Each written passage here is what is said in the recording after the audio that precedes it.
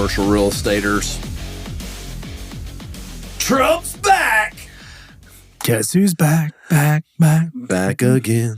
He didn't endorse him. No, he did not endorse him. Loser. Kid Rock said, we'll still be friends, though, Eminem. Yeah.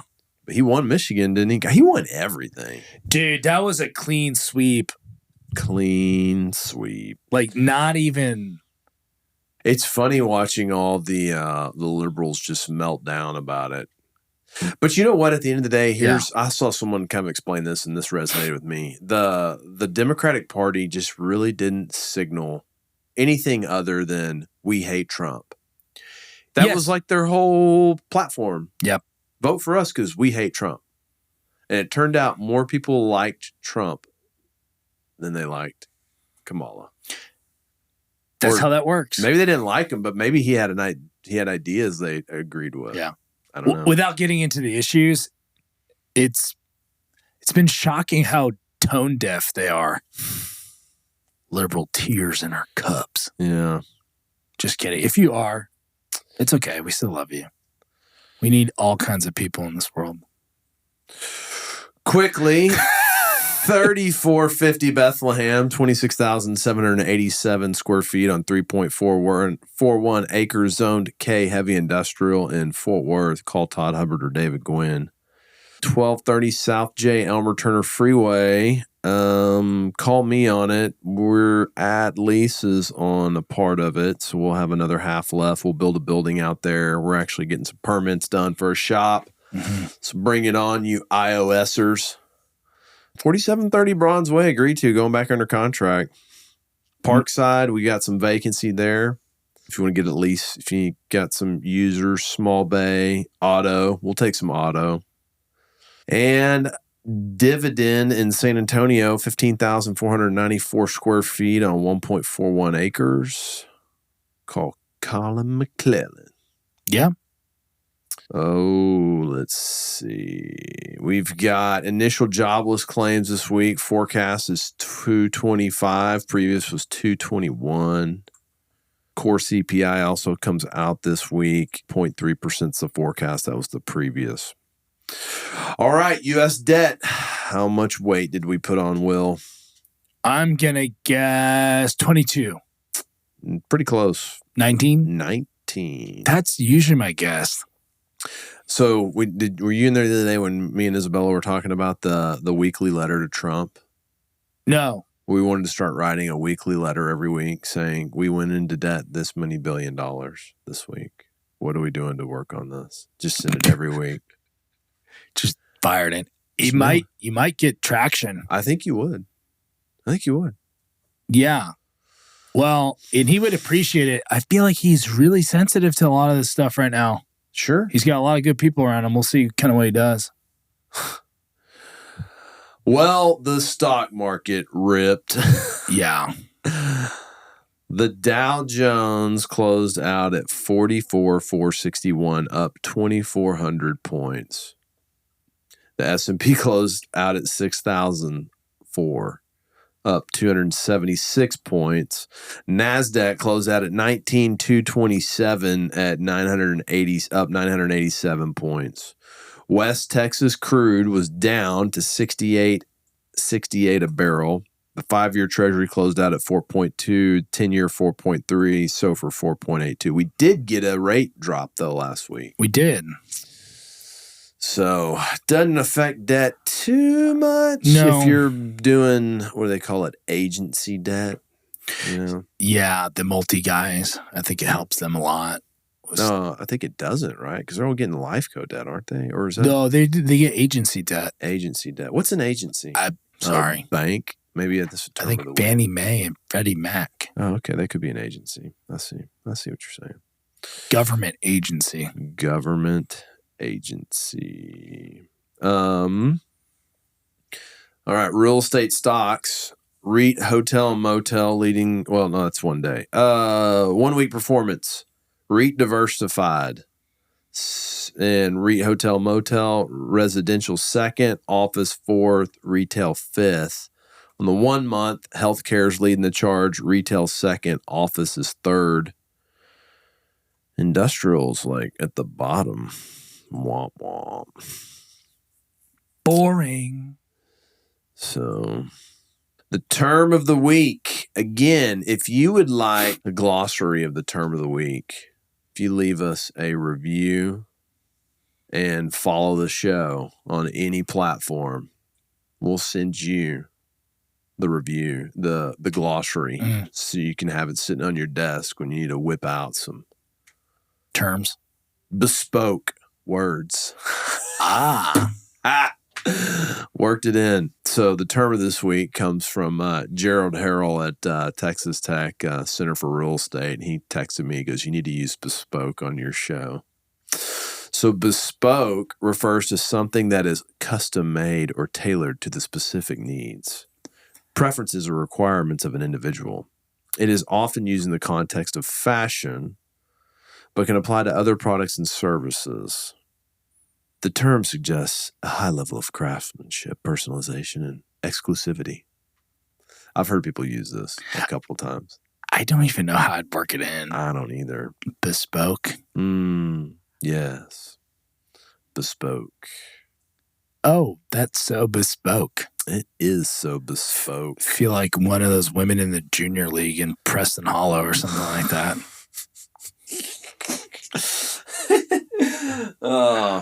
Well, sorry if your wife's in the junior league or if you are. You better watch out, Will. That's your backyard over there. Oops. So bespoke. Well, let's get to some bespoke college football bets, custom made for our listeners. Ring, ring. Snack. Hello. My name is Jeff. The line was there and Jeremy yanked it.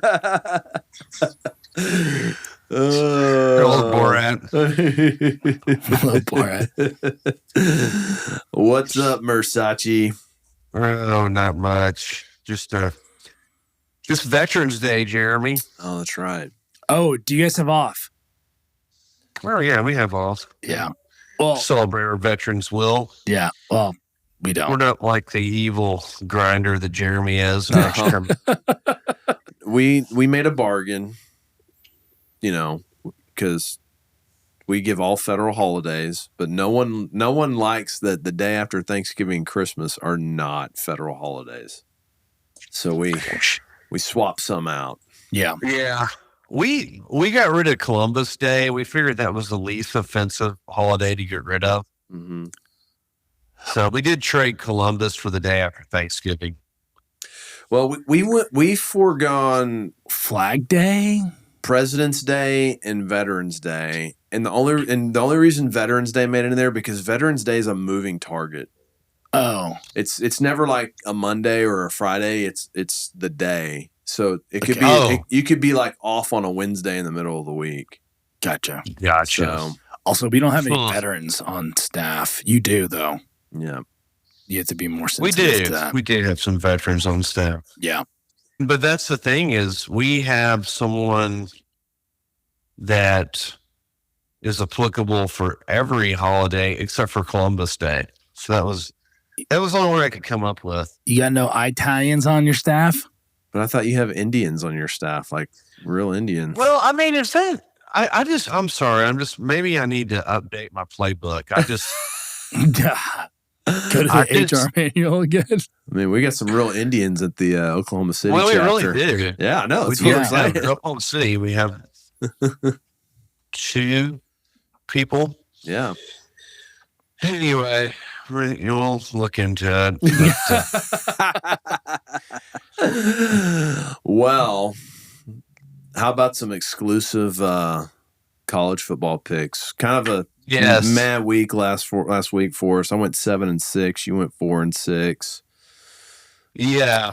I didn't see a ton of games I liked this week, honestly. I didn't either. Nothing. First of all, it looks like a very boring weekend of football. It does.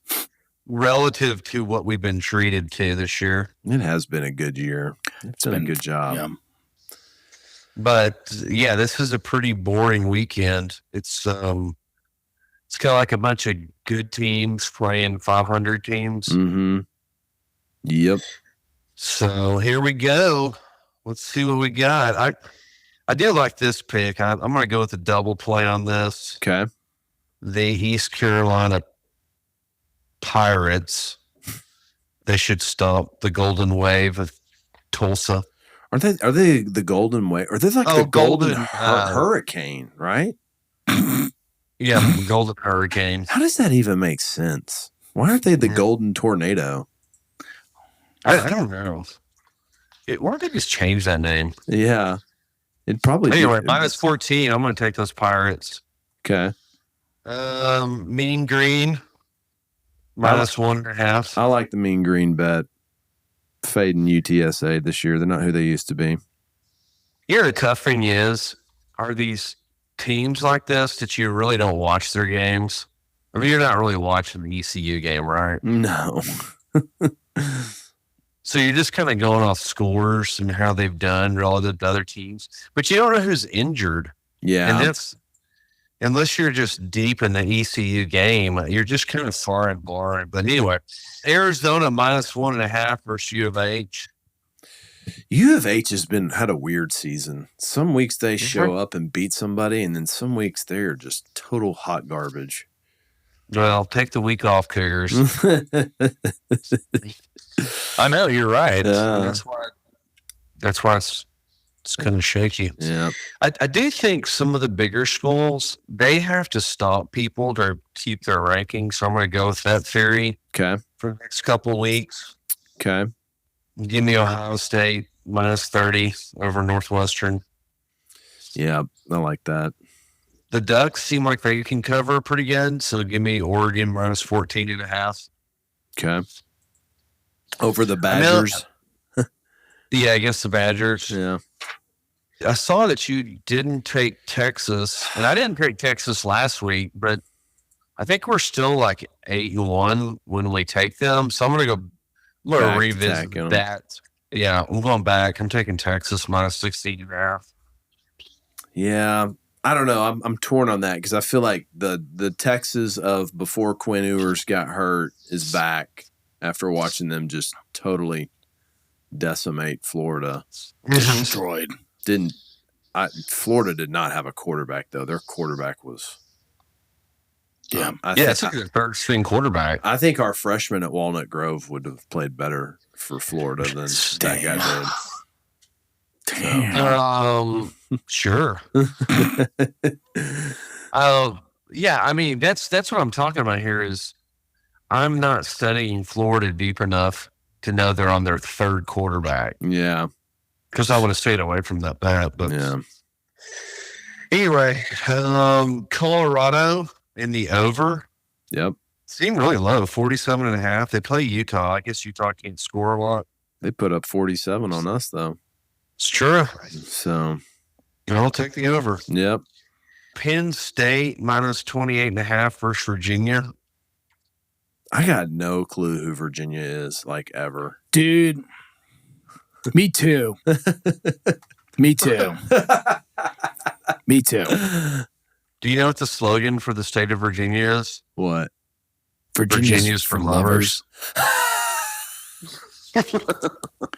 Virginia's for lovers.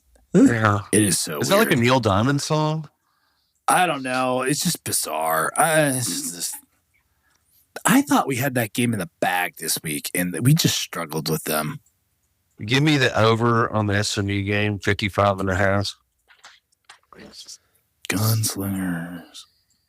And then finally, I will take the Owls of Florida Atlantic over 49.5. I'll take that game over. The game over 49.5. Who are they playing? Because you got East Carolina and FAU playing Tulsa on your sheet here. Temple. They're playing Temple. Temple. It's Owl v. Owl. Owl versus the Owl.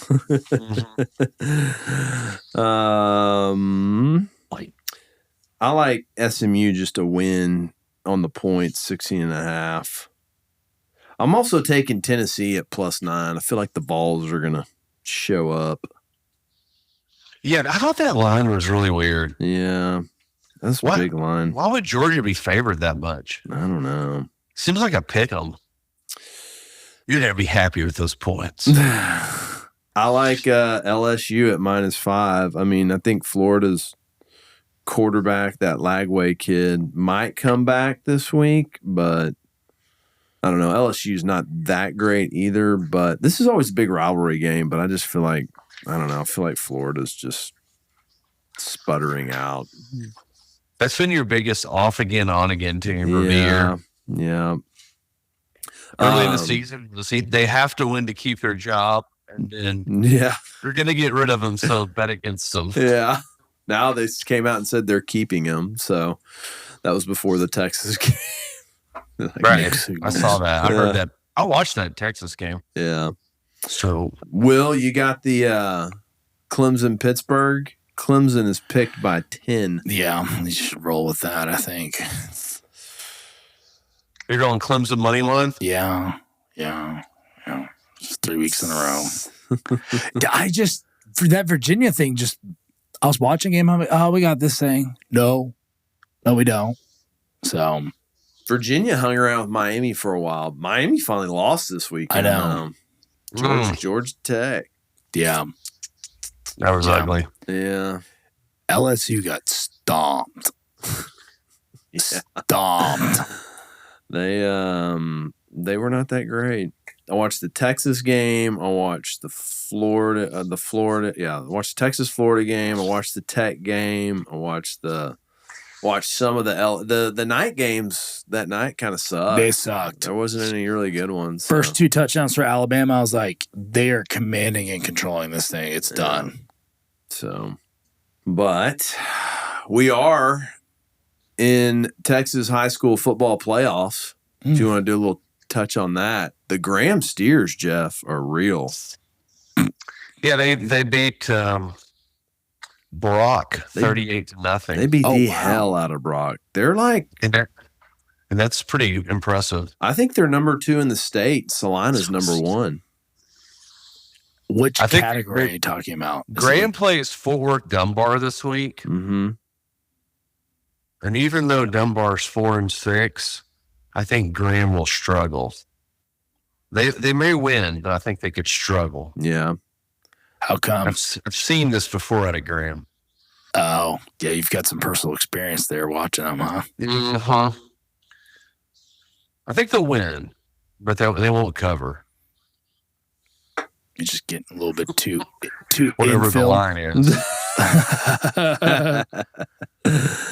Well, we got the Walnut Grove Wildcats are playing Arlington Seguin. I have never heard of this school. I didn't know they made another school in Arlington. I didn't know I thought that place was built out. But yeah, we're playing Arlington Seguin Friday night.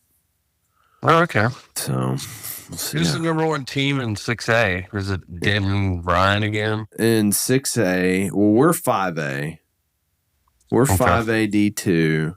The number 1 5A D2 is South Oak Cliff. So, they have really built a program down there. They have, which is shocking because all the inner city teams have it used to be Skyline and Carter, and those are like wastelands now. There's not those teams don't compete. 6A, Duncanville's number 1. Uh-huh. South Lake's number 2. North Crowley's number 3. They're pretty good. I watched them beat Proper last year in the playoffs. They're pretty real. DeSoto's number 6. Let's see. Allen's number 8. And Coppell's number 9. Coppell. Yeah. Skirting up there. So that surprises me. Yeah, 5A. So is Graham number 1? Actually, I thought they were, but they're not. Let me see. 4AD2. They're number 3 in the state per Dave Campbell's. Carthage is number 1 in 4AD2. Salina's in 4AD1. I thought they were in the same one. So Carthage is really hard to beat. Yeah. So yeah, that guy's won like 8 titles. Pleasant Grove, they're number 5. That's who put Graham out a couple years ago. Uh-huh. Gilmer's number 7. Gilmer always reminds me of like Friday Night Lights for some reason. That name Gilmer just sounds like a town in that show. For sure. That is the show. Yeah. So, Mhm. but yeah, Like the offensive coordinator was the Gilmore quarterback a dozen years ago, yeah, exactly. and he married the head cheerleader Yeah, from his class. and they're back. And they're back. They're They're just back. running shop, That's- running it back, just like Daddy did. That's right. Well, So, well, yeah, Okay. good football week coming up for the high this school is going to be a side. good week for me. I can feel it. Yeah. I'm going to win. I'm going to win at least 8 games. I like it. I'm going to plow into some of these things. I have no clue on them, but I trust you, Marsachi. I'm ride or die. Let's go. Just don't lose, All right, have a Jeff. good week. See ya. See ya. All right. What else we got here? Little news. Got some news? I got one piece of news, not anything great. I mean, so I guess the big theme at the BizNow thing was manufacturers are going to start coming to Texas because of tariffs. Mm. And I think there's some realness to that. We don't like no Mexico, China. So that makes sense. That's what I guess everybody that went to the BizNow deal said. We didn't go. We're not cool. No, it's just last time we went was really expensive and we didn't get much out of it. I just hated that no one had a downside outlook. Everybody's like, capital's great, everything's good, patient capital, blah, blah, blah, blah. It was just like, Yeah. so it was fun seeing Latham because he kind of ringleaders those things. Yeah. A lot of positive ivory tower outlooks last time we went. Yeah, I've never invested a dime of my money in these things, but I run it all, and let me tell you how it's going to go. So Yeah. Okay. But I don't know why. I mean, I guess DFW would be good for manufacturing, but maybe they'd be further south, pull cheaper labor. I mean, I think it's going to come all over Texas. Yeah.